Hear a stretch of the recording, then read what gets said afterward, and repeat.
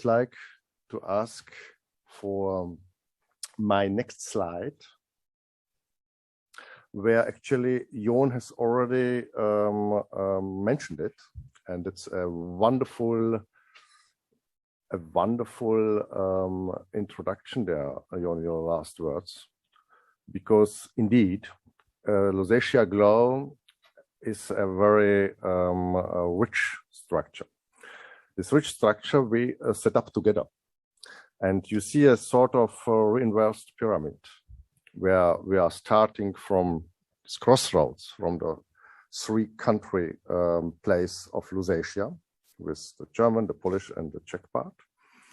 And then we go up and we start our project with specific actions who are specific for one region, for only one region. Then there will be activities for 2 regions, activities for 3 regions.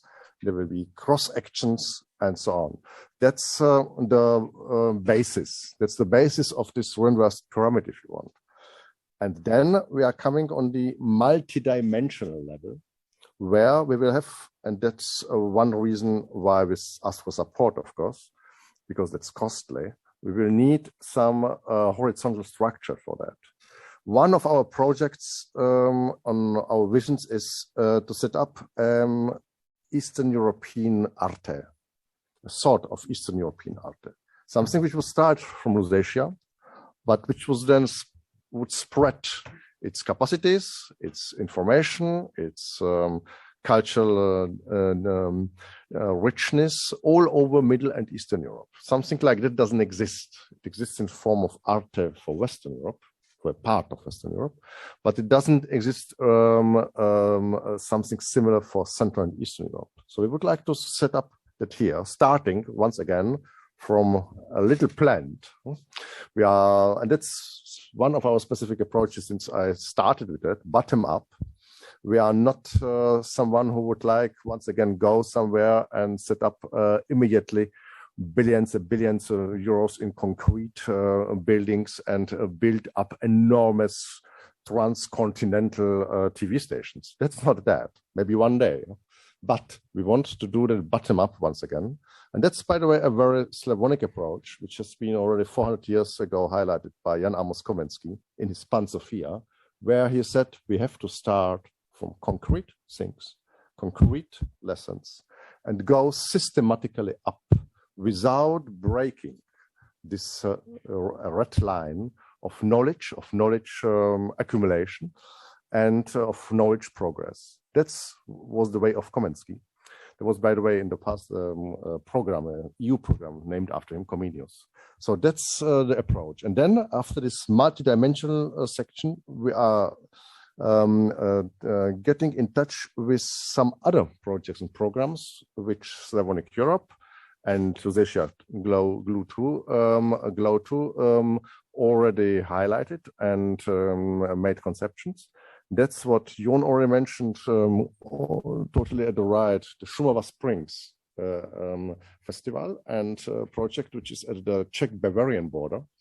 That's the southern part of Czech Republic. Now with Lusatia, we are the northern part, and there's a big difference, and therefore it's quite interesting to see that in a comparative way between Czech Republic and Bavaria, there is no ethnicity, there is no minority, which could on the basis of a common language be a cross-border ambassador. It doesn't exist there.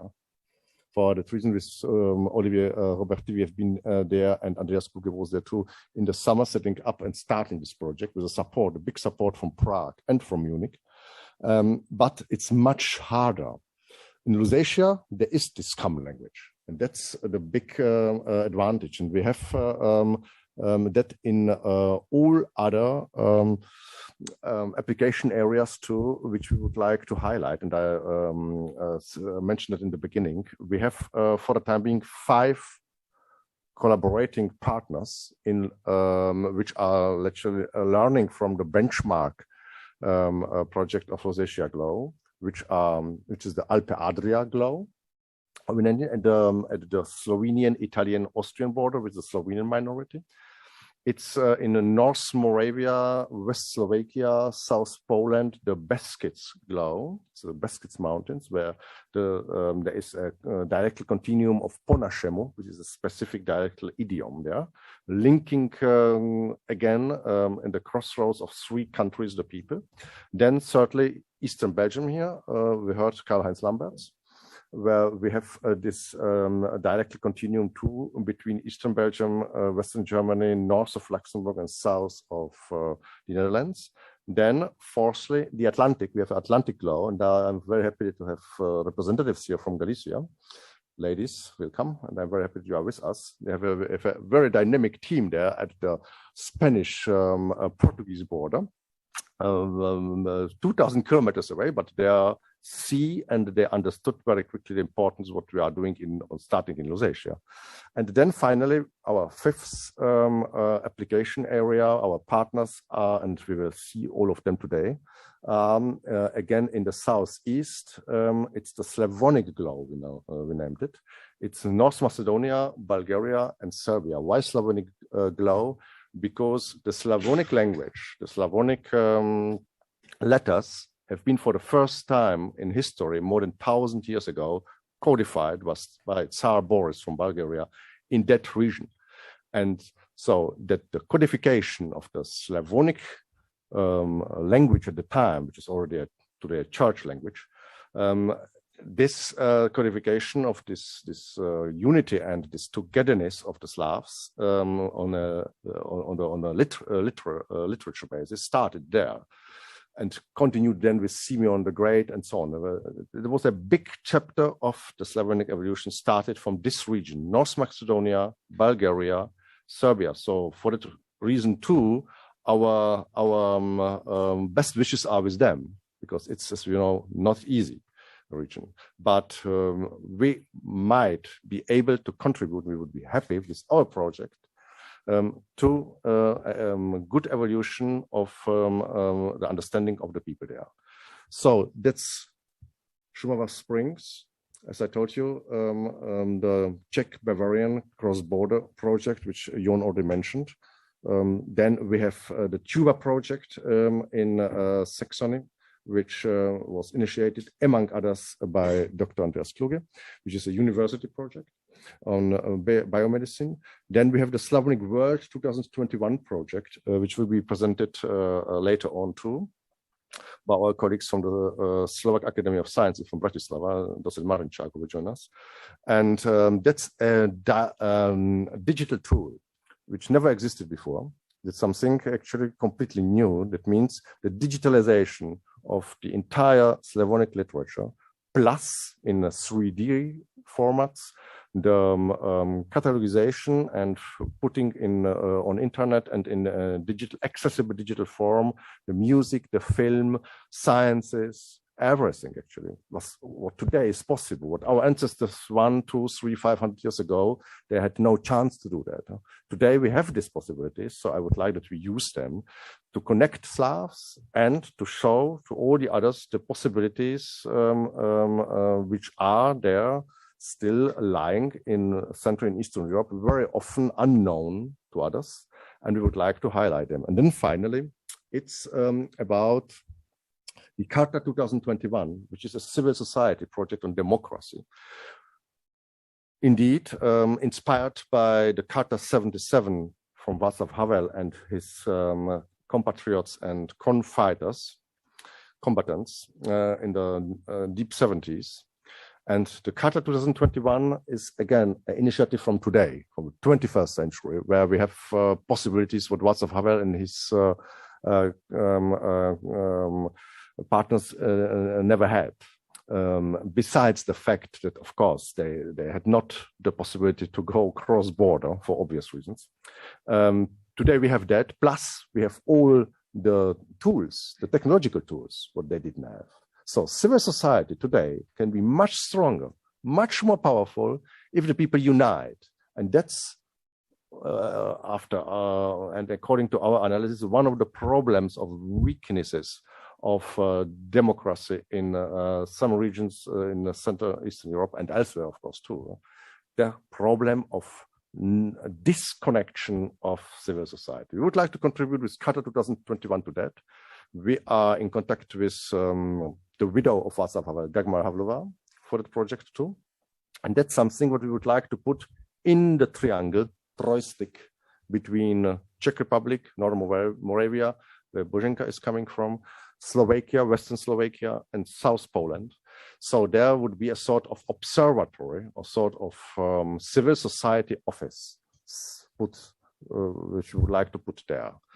And that will be crowned by the idea, and is crowned by the idea of a cross-border university. The European Translational University, Lusatia Jan Skala, which we would like to set up to and again, subsequently and gradually in the Lusatian Triangle, which will be a sort of coronation of all what we are doing here and all what we are presenting, because that would be on the highest possible level, the possibility to set up something permanent. And at the same time, translational, it should go to the ground.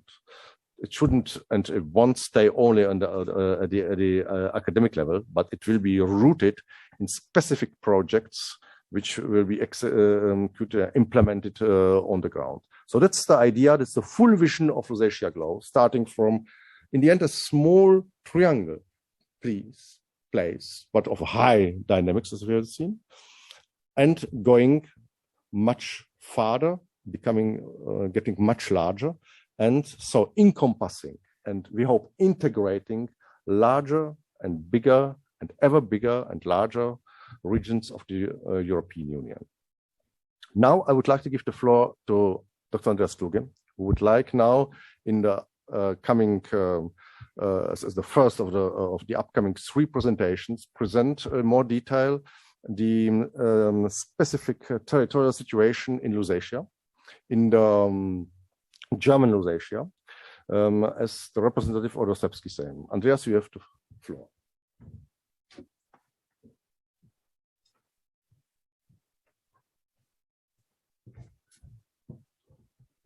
Ladies and gentlemen, good afternoon. I'm very pleased to be able to present you now the vision of Lusatia GLOW. It's a much more fundamental vision, and Lusatia GLOW, you should be understood as a brand name for a regional culture mission, as to innovate the European Union as an institution. So Lusatia GLOW is starting from Lusatia intellectually, but the claim is that this is an application example which we would like to extend to the entire European Union. Could I see the next slide, please? So the values, I basically stand in my title. So the values of the European Union are known to everybody, but I think it's worthwhile repeating them. The founding values of the European Union are democracy, are civil rights, and most importantly, the rule of law, which is implemented by joint legal frameworks we have in Europe, which are also looked at by joint European courts, ensuring really the respect of law in the member states. An important value which differentiates the European Union from other places in the world which are transnational constructs is the clear commitment to the cultural and linguistic diversity. Jan-Marin mentioned it, it's no melting pot. This is paragraph 3 of the treatment on the European Union. So a central commitment to the existence of multiple cultures, and explicitly all cultures of Europe and not only the national state cultures.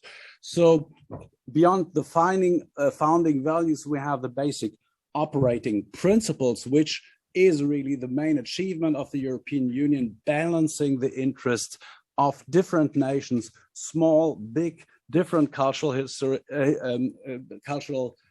backgrounds, different history, in mutual respect. So it's actually quite an achievement to have developed such a methodology to balance and to democratically trade off interests of different cultures, and to come to a joint net output as a European Union, as a political institution. Other basic principles are the burden sharing, which between member states we now experienced in the situation of the pandemic. It could have been better, but it could have been much worse as well. And so we pay each other's highways and we pay each other's educations. So we have burden sharing, which allows many member states to achieve a level of both commercial, economic, and also intellectual wealth and well-being, which would not have been possible for any of these countries alone. So this is the value, the burden sharing, and the support between the member states. We have the common legal principles and the common control of legality by our European high courts. Another thing which is, of course, vital for the long-term existence of the European Union, which, as we all know, is really menaced by nationalist developments, such as we have all painfully experienced with the Brexit, is the stimulation of transnational cohesion. So the European Union, in order to survive, wants to stimulate cohesion. So next slide, please. The challenges the European Union is facing is really, as I mentioned already, and I'm not the first one here, so it must be some truth in it, is really nationalist policies which attack the EU.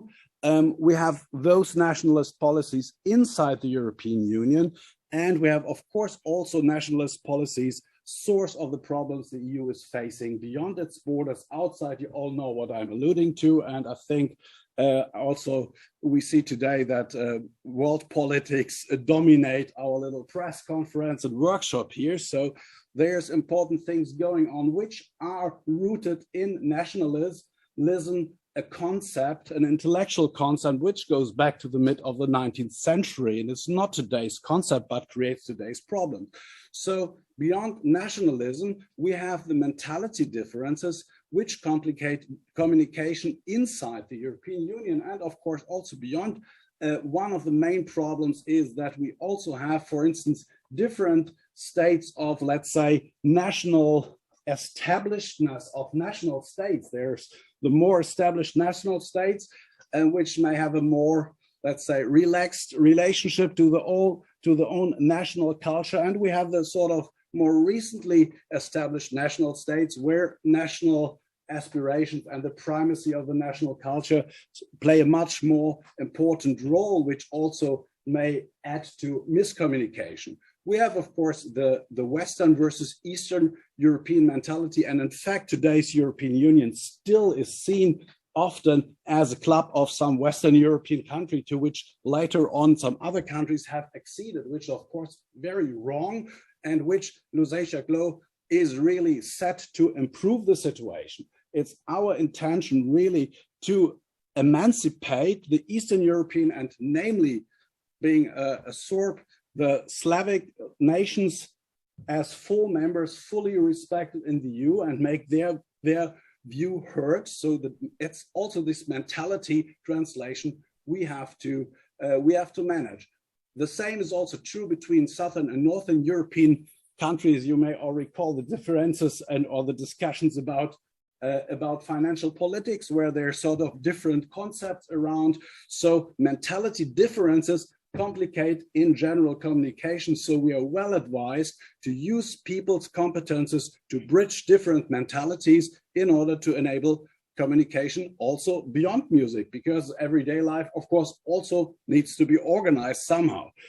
Another point, which is really a challenge, a key challenge to the European Union, is the distancy of policymaking, the policymaking caste to the civil society, to the ordinary European, that is caused by mostly access to EU funding is channeled through member states. So you go to your member state in order to get EU money. And so the member states, feel the population is actually grateful to the national country rather to the EU, which enabled that. And what it really means to be no longer eligible for EU money, you see in all the youth in the United Kingdom who now are excluded from all the beautiful trans-European research and cultural grants, which make today life in Europe European without the population knowing it. So the closeness of the European Union as a political structure to the civil society is an important field of improvement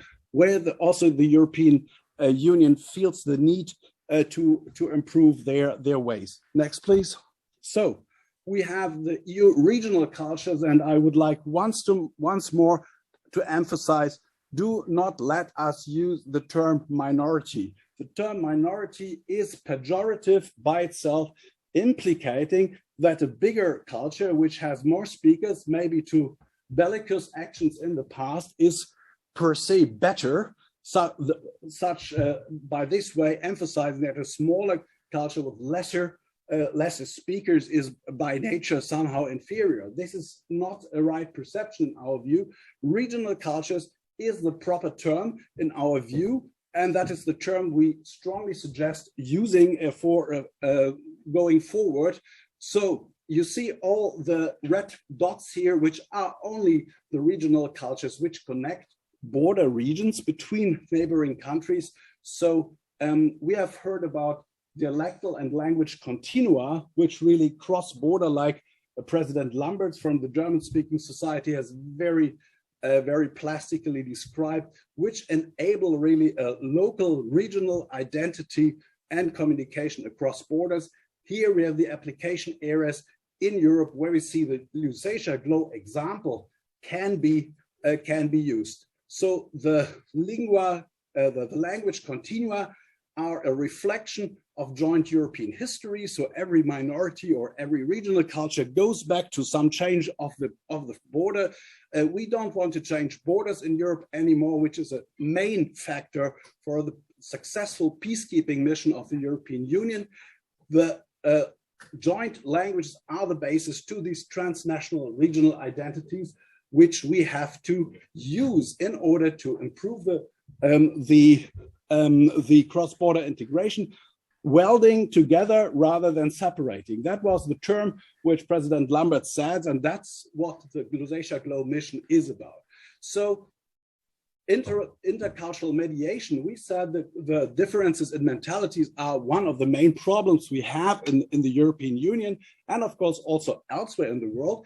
So everything we do in Europe is seen by the world as an example how to, in a civilized way, manage a trade-off of interest. So the intercultural mediation of mentalities is something people who are born into a regional culture are by nature able to do, because we have automatically the affiliation to the national culture and to the regional culture, which gives us cultural fluency. And this is particularly important in minorities such as the Lusatian Sorbs, which are a Slavic minority or a Slavic regional culture in a Germanic country, or which is a Germanic regional culture like in Eastern Belgium, in a otherwise French-speaking country, for instance. So this mentality bridging competences should be used by the European Union, and that's what we suppose here. So that is what Lusatia GLOW is all about.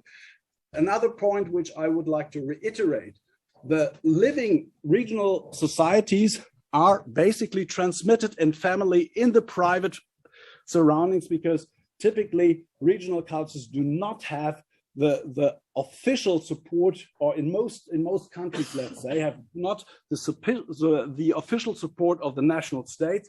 So the living and the thriving of the regional cultures really depends on the civil society. So being affiliated to a regional culture means automatically that all you do is civil society to make the regional culture ongoing. So the civil society rootedness the EU needs is really in good hands with the minorities or with the regional cultures. Next, please. So we have the regional cultures in numbers. We have 40 to 50 million EU citizens speaking a regional language, which is more than 10% of the EU population. In addition, of course, they speak this language in addition to at least one, or like in Belgium, two national languages. They are naturally bi or multicultural, and they are used to put themselves in different perspective, in the minority perspective, what is good for our cultural regional group, and what is maybe the national perspective. And as such, of course, people affiliated to regional cultures understand different mentalities of the neighboring country, of the own country, of the minority, and since mostly inhabiting border regions, I show you the red dots, they are interested in welding together rather than separating, because this is their daily living and they don't want to live in a split brain environment. They want really to integrate. So a glue for the European Union is the regional culture. So people practicing regional cultures are predestined as pathfinders for cross-border problem solving between the member states, which we also have as a problem in the European Union, but also between the European Union and non-EU country. And you will probably agree there's not enough problems to be solved. Next one. So, no, not this, previous, yeah, this one. So beyond being pathfinders for understanding, regional cultures are also allies for democracy in the European Union. I think the legal basis I already mentioned, the Treaty on the European Union and the Charter on the Fundamental Rights, both clearly commit to the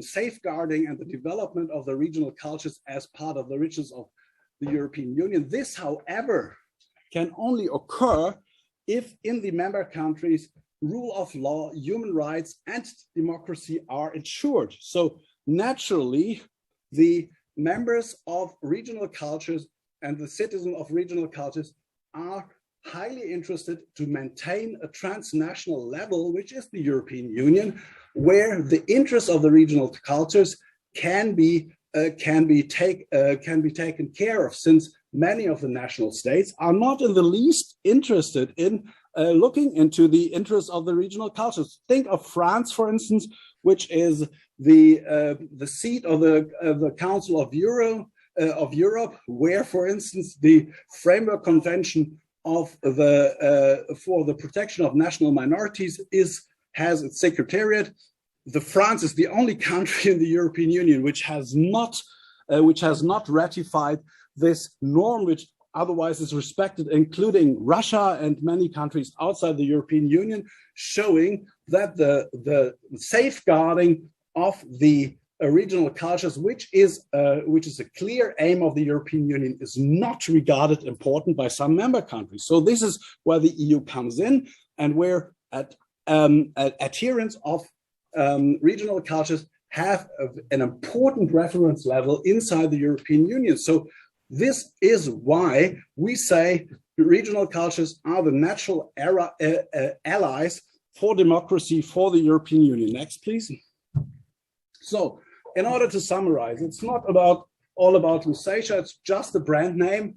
It's a European integration initiative which proposes to systematically strengthen and use the regional cultures of the European Union as cross-border cohesion factors for European integration. We have coined the term synapses. Like in a brain, you have nerves coming together, forming the brain as a whole. We have the European regional cultures as allies for the defense of the democracy, rule of law, and civil rights, and also as pathfinders for collaborative cross-border problem solving. And there's enough problems we have in the European Union. So take the competence and the intrinsic interest of European regional culture citizens as part of the instrumentarium to really solve problems inside the EU. We are EU-friendly counterbalance. I coined the term EU loyalist, because we are naturally against nationalist concepts which are in contradiction to regional culture interest. And also the other way around, the EU has direct access to the civil society level, coming into direct contact with the regional culture representatives. And of course, and that is the Serbski Sejm is an example for this, we want a democratic organization of how the European level can interact with regional cultures in order to have a more citizen direct citizen contact between the European level and the regional cultures. That's essentially the message. The new paradigm is adding an additional level between European Union, national states, having the regional cultures as an additional factor of cohesion and adding a new dimension to the European Union. That's essentially the message. Thank you very much.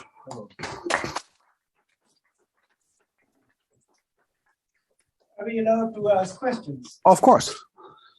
Because I'm an optimist and I'm very pro-European. But in the recent past, we have seen that the promotion of regional cultures has led to splitting up countries. I don't have to name the examples, but we are living in Belgium. We have the Balkans. You have Slovakia and Czechia. You may remember that Isaiah Berlin has written a very important book on Romanticism, where people identify with their regional national culture, which always has led to war. So I understand what you mean to say, but I see that the practice is often different. How are we going to solve that problem? Yeah, that's of course a very justified question, and you're probably thinking about Spain and you're thinking of the split up of national states. I think there's two things I would like to mention. The result of splitting off countries and of secession, that's what it is essentially. This is a result of the nationalist concept. So we want to have our own state and we want to be separated from the Spanish, from the Czech. This is exactly what Lusatia GLOW is not about. What we say is that someone like Mr. Lamberts and his colleague from Aachen and from the Netherlands, they have more in common, and they are not better served if they're all at one side of the border, right? And this is the paradigm change. The paradigm change is really say, we agree that wherever we live, on which side of the border, if we have something in common which is cultural, we should not, no child should be asked to decide for mother or father, for instance, in case of a separation, which occurs increasingly frequently, as you know. We should say, they are both my parents, and I want to see that somehow these parents get along, and we as children have the best way, wherever we are, happen to be after as a result of changing frontiers. That's the answer of your question, I think, which is a new concept, and the ambition of Lusatia GLOW is really not more of the same. We want to have more subsidies for our, folklore dancing ensemble. This is not the point. The point is to say smaller cultures have a particular value in terms of democracy and in terms of problem-solving competency, which should be used for a better EU, which was not the case splitting up a beautiful country like Czechoslovakia, and which is also not the idea of having now an independent Catalonia, by the way, because that's clear, the question. But if they can have a nice Catalonia inside a nice Spain, because they have really what they need for their culture and maintaining their identity, then Frontiers should not play a role. That's the answer. I understand, yeah, but you're asking sophisticated thinking from simple people. It's a message which is difficult to sell. I agree with your idea. I'm not fighting you, but just saying that it will be complicated. If I can step in, I think there is a small mistake in that. I don't know any border region where ever a war started from. Wars are starting from capitals, okay? Okay, and what we are talking here about are just, and I said it several times, and Andreas too, and all the others in the beginning, we are not talking about capitals here. That's the contrary. We are talking about the borders, because we are convinced that first, that's much less dangerous, because the people there have a completely another vision. And secondly, this cross-border linguistic continuum, that's what we are talking about. They won't have any wars between them, between themselves. And you mentioned Czechoslovakia, for example. Bozena, he's coming from Moravia, not far away from Slovakia. I think they had no interest in splitting whatsoever at the time. The splits came from Prague and from Bratislava. Okay, voila. So for that reason, our initiative is a completely different one. And I think, but it's a very good example, or your question, that it's still in the heads. That when we are talking about languages, about cultures, regions, it's always capital-based somewhere, it's centralized. But it's not the case. We are going expressis verbis and particularly to the borders, where I think the danger is much less. Thanks. Any more questions?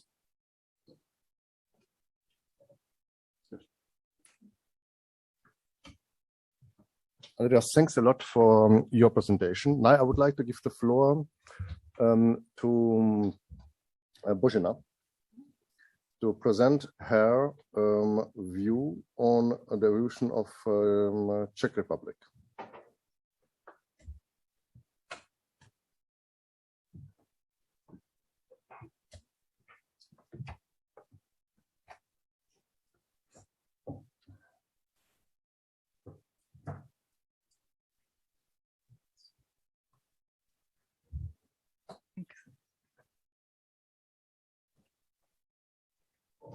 Ladies and gentlemen, thank you again for the opportunity to have a presentation here in Brussels. So would you please move to the next slide? Yes, with the logo of Lusitská aliance České republiky, Lusatian Alliance of the Czech Republic. I spoke about it in the first part of our session. So would you please go?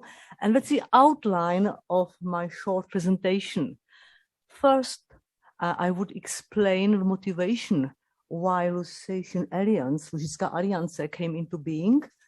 Then I will speak about the general goal of Lusitská aliance, then about impulses that can play a role.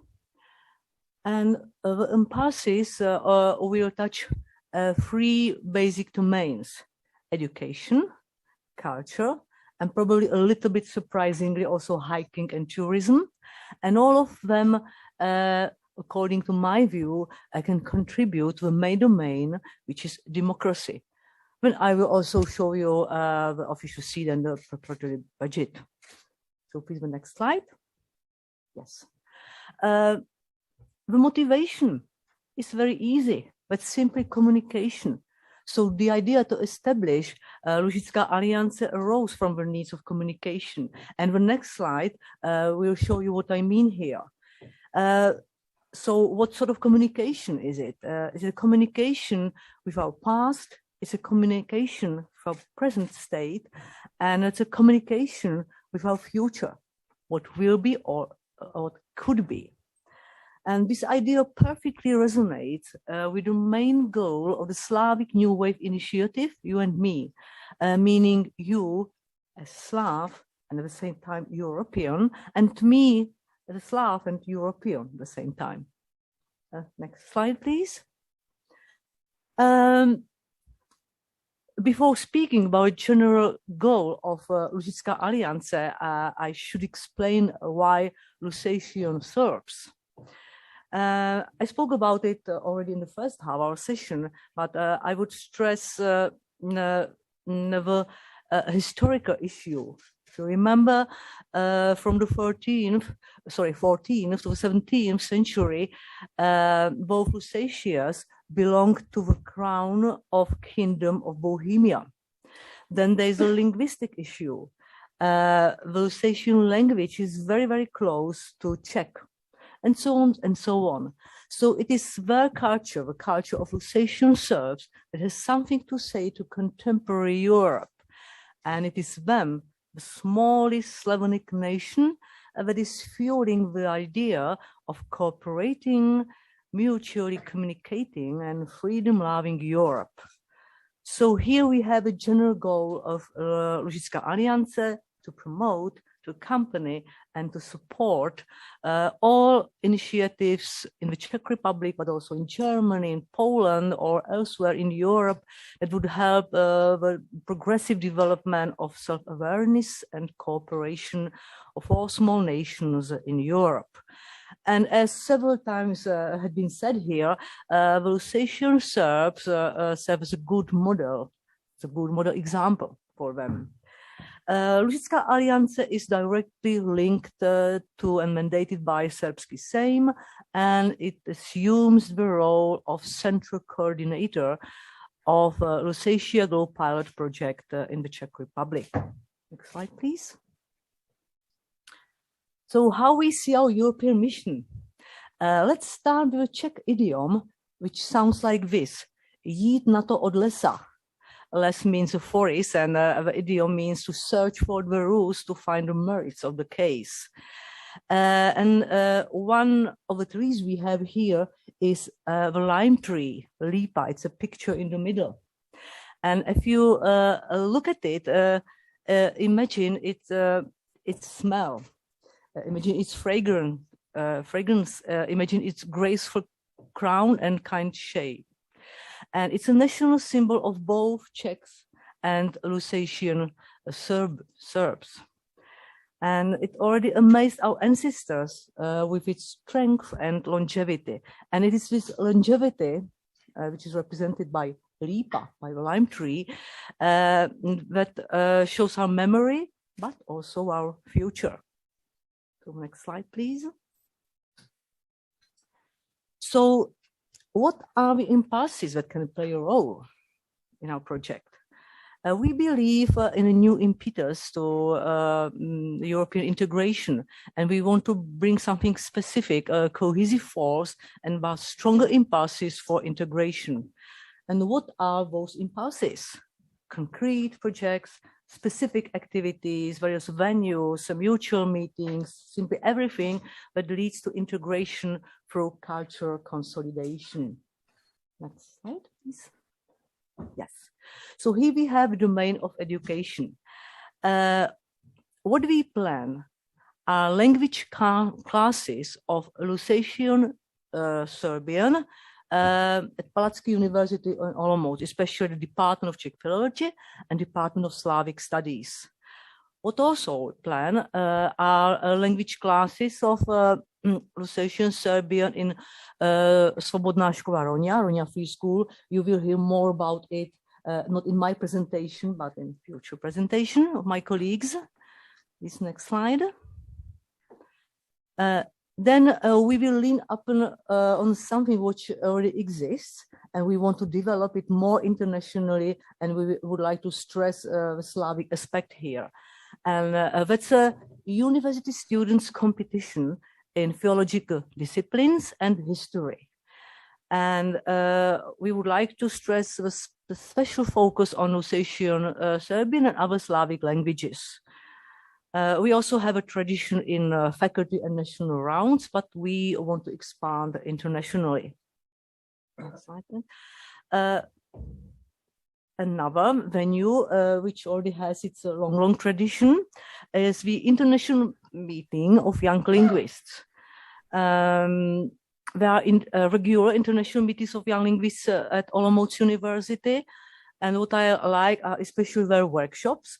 If you look at the slide, you see the main topics in the last 2 years, and especially the workshops. And I would stress the second workshop, written in blue, media workshop, fake news. That's a topic which the students chose. That is interesting, yeah. And exactly this topic coincides with one of the goals of Czech presidency in the second half of this year. So would you please go to the next slide? Yes. Now I spoke about something what already exists, but now we have a vision here. There's a foundation of liberal arts high school in Jindřichovice pod Smrkem, which also offer Lusatian Serbian language. You will hear about it more about another presentation. Next slide, please. And we also want to establish a faculty of designing the future in Jindřichovice pod Smrkem as a part of the Holistic Translation University. It's supported by the platform called Next Renaissance, a platform for holistic education. Again, you will have a special presentation about it. Next one. And here we have a second domain, that's a culture. We plan a couple of exhibitions. For example, New European Architecture, Time for New Urbanism Between East and West. Again, you will hear about it in another presentation. Next slide, please. That's an exhibition which we held in Prague, and we were organized by experts in history, of course. And it's an exhibition called Religious Diversity of Both Lusatias. Then we would also like to support and develop a cultural cross-border Lusatian festival Žijící srdce in Czech, Living Heart, in Jindřichovice pod Smrkem. And there is a very, very interesting open-air museum which offers living experience of Lusatian way of life. Next slide, please.